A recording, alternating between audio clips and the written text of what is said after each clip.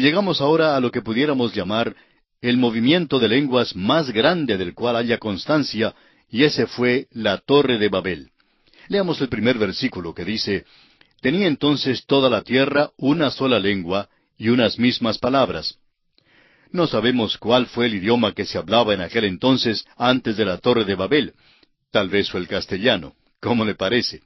Bueno, la verdad es que no lo sabemos. Pero cualquier idioma que haya sido, creemos que ese será el que se hable en los cielos.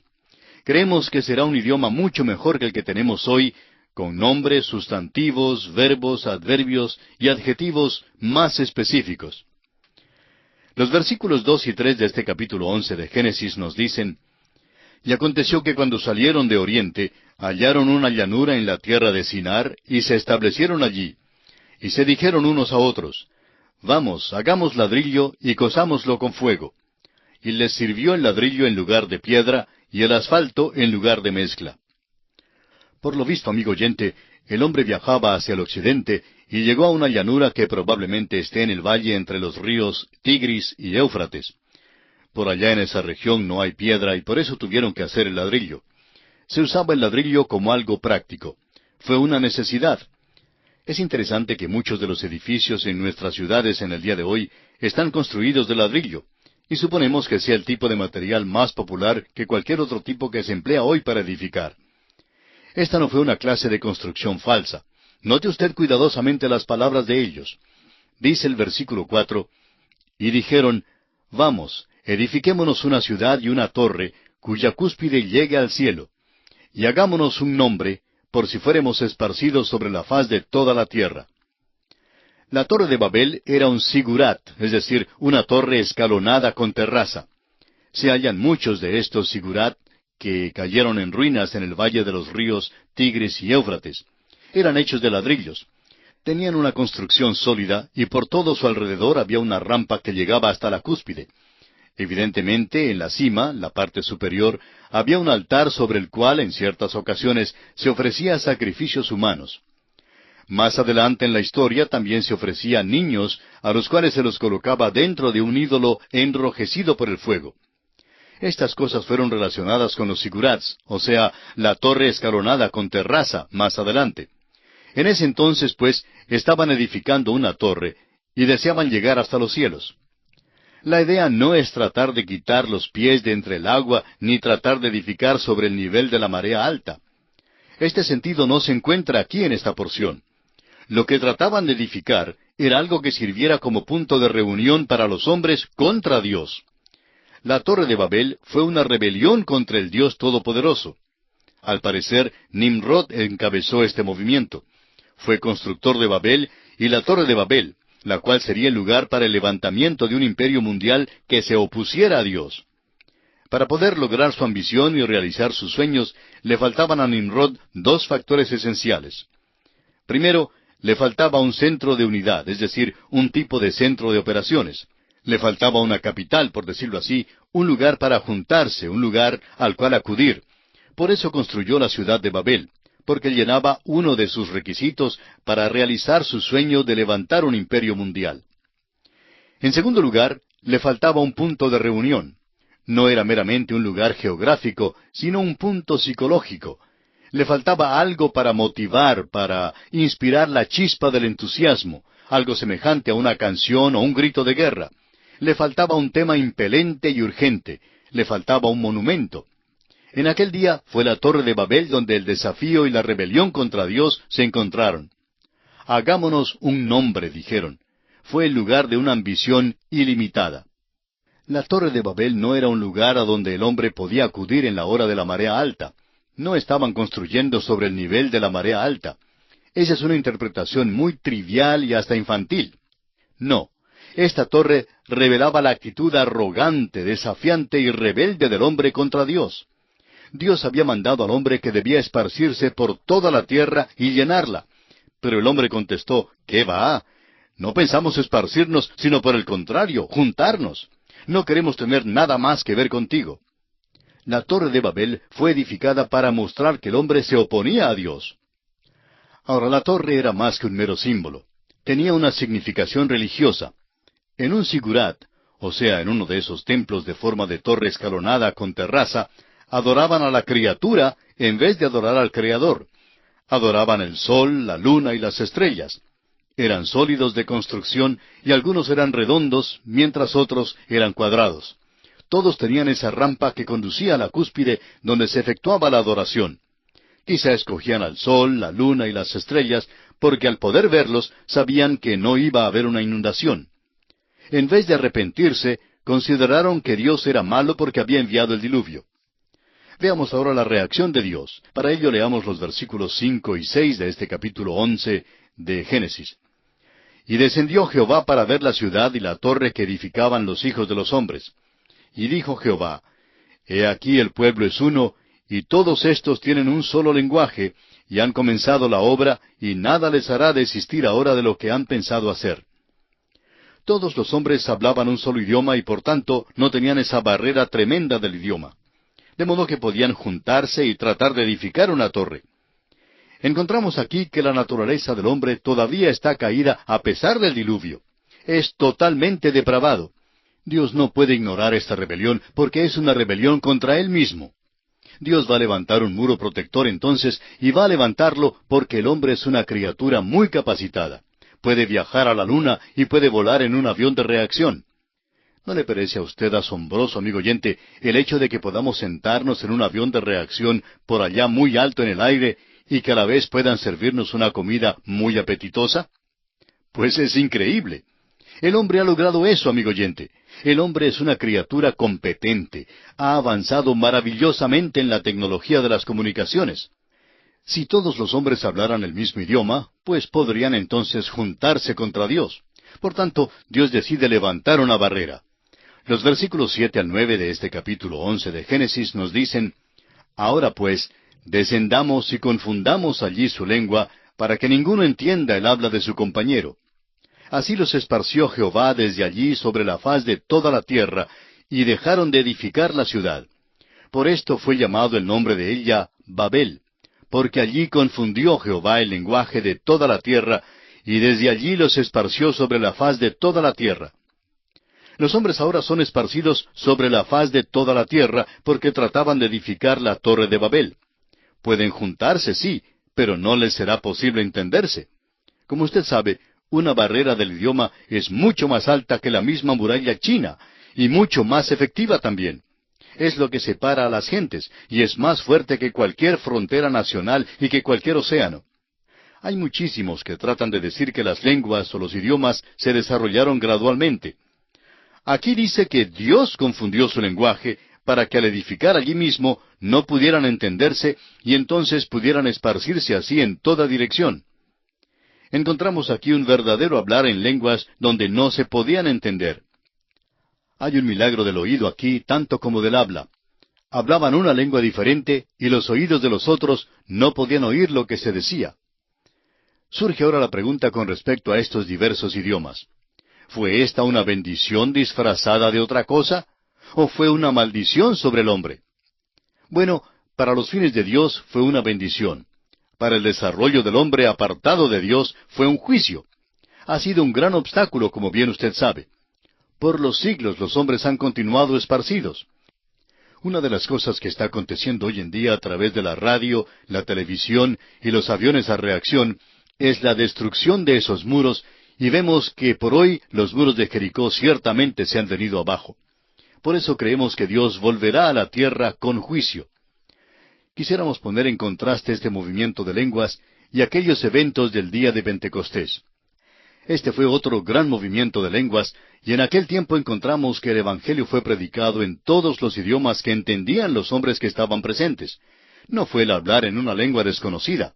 Y eso nunca fue parte del movimiento de lenguas en primer lugar. En el día de Pentecostés, Dios está dando su respuesta a la Torre de Babel. Dios está diciendo al género humano, tengo un evangelio, un mensaje para ti, y estoy llegando hacia ti con el evangelio en tu propio idioma. Esto es lo que ha hecho Dios. Hoy la Biblia se ha publicado en más idiomas y dialectos que cualquier otro libro que se conozca. Todavía se está traduciendo a otras lenguas y dialectos y está siendo llevada literalmente a centenares de tribus por todo el mundo. El Evangelio es para todo el género humano, y la razón y el motivo de hablar en lenguas es para dejar saber a la raza humana que Dios ha respondido a la Torre de Babel, que ha provisto ahora una redención para el hombre. Se ha cumplido la misión. No hay necesidad hoy que el hombre trabaje para obtener la salvación, y nunca ha habido necesidad de eso. El hombre debe volver a Dios y escuchar su mensaje. El Evangelio es para usted, quien quiera que sea, y en cualquier idioma que usted hable. Es para usted, es para las naciones del mundo. El libro de Apocalipsis nos dice en el capítulo 7, versículo 9, «Después de esto miré, y he aquí una gran multitud, la cual nadie podía contar, de todas naciones y tribus y pueblos y lenguas, que estaban delante del trono y en la presencia del Cordero, vestidos de ropas blancas y con palmas en las manos». Cuán diferente esta reunión a aquella que se menciona en la Torre de Babel. Ahora vamos a estudiar la línea de Sem, porque esta es la línea que se seguirá a través de todo el Antiguo Testamento. Génesis capítulo 11 versículos 10 y 24 nos dicen, «Estas son las generaciones de Sem. Sem, de edad de 100 años, engendró a Arfaxad 2 años después del diluvio». Pasando ahora al versículo 24 leemos, «Nacor vivió 29 años y engendró a Taré». La genealogía se da hasta Nacor y luego hasta Taré. Sigue luego la línea de Taré, porque él es el padre de Abraham. Leamos ahora en Génesis capítulo 11 versículos 25 y 26. «Y vivió Nacor, después que engendró a Taré, 119 años, y engendró hijos e hijas. Taré vivió 70 años, y engendró a Abraham, a Nacor y a Harán». Estamos siguiendo la línea de Sem, y realmente siguiendo esta línea, estamos recorriendo a través de la Biblia. La palabra de Dios seguirá esta línea directamente hasta la cruz de Cristo. Dios ha relatado todo esto como una introducción. Dios ya ha hecho ver al hombre que está en pecado. En el incidente de Caín y Abel vimos que Caín no reconoció que fue pecador. Y vemos allí una manifestación de la soberbia. En el diluvio vemos el pecado de la carne, porque los hombres se entregaron a los pecados de la carne, se entregaron a la violencia, y todo pensamiento e intento de sus corazones era malo. Estaban verdaderamente ciegos a su necesidad de la persona de Cristo. Eran sordos al reclamo de Dios, estaban muertos a Dios, muertos en sus delitos y pecados. Y Dios les hizo una invitación por intermedio de Noé, pero menospreciaron la invitación y continuaron en los pecados de la carne. Luego, aquí en la Torre de Babel, nos enteramos del pecado de la voluntad. Ese pecado es rebelión contra Dios. ¿Tiene usted, amigo oyente, su propia Torre de Babel? ¿Se opone usted a Dios? ¿Ha edificado usted una Torre de Babel aparte de Dios? ¿No es verdad que toda naturaleza humana está en rebelión contra Dios? Hay un cuento acerca de un niñito que se portó muy mal una noche. Estaba lloviendo y no podía salir a jugar, y por tanto hacía muchas travesuras, dando mucho que hacer a su mamá. Por fin la madre agarró al pequeño y lo sentó en una silla, y el niño se quedó con la cara hacia la pared. La mamá le dio la orden de sentarse allí, y luego salió del cuarto dejándolo solo. Después de un rato, ella escuchó un ruido en el otro cuarto, y llamó, «Juanito, ¿te has parado?» Y Juanito le contestó, «No, mamá, estoy sentado, pero por dentro estoy parado». Amigo oyente, créanos, hay muchos hombres y mujeres hoy en día que por dentro están parados contra Dios. Esa es su propia Torre de Babel. Después que Dios nos reveló la perversidad del hombre, cómo ha caminado rumbo a la soberbia, al pecado de la carne y al pecado de la voluntad, sigue esta línea de Sem, Taré y Abraham para conducirnos a Cristo. Leamos los versículos 27 al 30 de este capítulo 11 de Génesis, que dicen, «Estas son las generaciones de Taré. Taré engendró a Abraham, a Nacor y a Harán, y Harán engendró a Lot. Y murió Harán antes que su padre Taré en la tierra de su nacimiento, en Ur de los Caldeos. Y tomaron a Abraham y Nacor para sí mujeres. El nombre de la mujer de Abraham era Sarai, y el nombre de la mujer de Nacor, Milca, hija de Harán, padre de Milca y de Isca. Mas Sarai era estéril y no tenía hijo». La palabra Harán significa demora, y encontraremos que hay una demora en los viajes. Ahora los versículos 31 y 32 de Génesis dicen, «Y tomó Taré a Abraham su hijo, y a Lot hijo de Harán, hijo de su hijo, y a Sarai su nuera, mujer de Abraham su hijo, y salió con ellos de Ur de los Caldeos, para ir a la tierra de Canaán. Y vinieron hasta Harán, y se quedaron allí. Y fueron los días de Taré 205 años, y murió Taré en Harán. Este es el principio de la historia de Abraham. Y en este punto el libro de Génesis y la Biblia misma cambian de aspecto. Encontramos aquí lo que pudiéramos llamar un abismo o precipicio que marca una división grande en el libro de Génesis. Los primeros 11 capítulos están a un lado del precipicio y los 39 capítulos restantes están al otro lado del abismo. Los primeros 11 capítulos abarcan un mínimo de tiempo de 2000 años y posiblemente más. Ya hablamos de esto cuando comenzamos nuestro estudio del libro de Génesis. Este período es igual al que abarca el resto de la Biblia entera, es decir, otros 2000 años. En otras palabras, al terminar nuestro estudio de los 11 primeros capítulos de Génesis, nos encontramos a medio camino a través de la Biblia. Ahora, en lo que se refiere al resto del libro de Génesis, el tiempo comprendido entre el capítulo 12 hasta el capítulo 50 es de 350 años. En nuestro estudio de hoy hemos notado tres aspectos principales. En primer lugar, hablamos sobre la construcción de la Torre de Babel. Notamos que los hombres comenzaron a fabricar el ladrillo y lo utilizaron para la construcción de la torre en lugar de la piedra. Dijimos que la Torre de Babel tenía la forma de un sigurat, o sea, una torre escalonada con terraza, a cuya cima se llegaba por una rampa o camino que rodeaba la estructura por la parte externa. Notamos asimismo que el propósito de la Torre de Babel fue el de reunir a los hombres para rebelarse contra Dios, y que al parecer Nimrod fue quien encabezó el movimiento de rebelión. El segundo aspecto que notamos hoy fue la reacción de Dios ante los designios del hombre y cómo Dios frustró el propósito de los hombres al confundir las lenguas. Vimos que al no poder entenderse, se vieron en la necesidad de esparcirse en todas direcciones. Dijimos que para los fines de Dios, la confusión de lenguas fue una bendición, pero que para el desarrollo del hombre, apartado de Dios, esto constituyó un juicio. Establecimos también un contraste entre el movimiento de las lenguas en Babel y aquellos eventos que tuvieron lugar en el día de Pentecostés. Señalamos que en el día de Pentecostés el Evangelio fue predicado en todos los idiomas que se entendían, y que tal mensaje fue entendido por quienes estuvieron presentes. En aquella ocasión no se habló en una lengua desconocida. En el día de Pentecostés, Dios estaba dando su respuesta a la Torre de Babel. El tercero y último aspecto que tratamos hoy fue la línea genealógica de Sem. Y dijimos que estudiaríamos esa línea porque la línea de Sem es la que se seguirá a través de todo el Antiguo Testamento.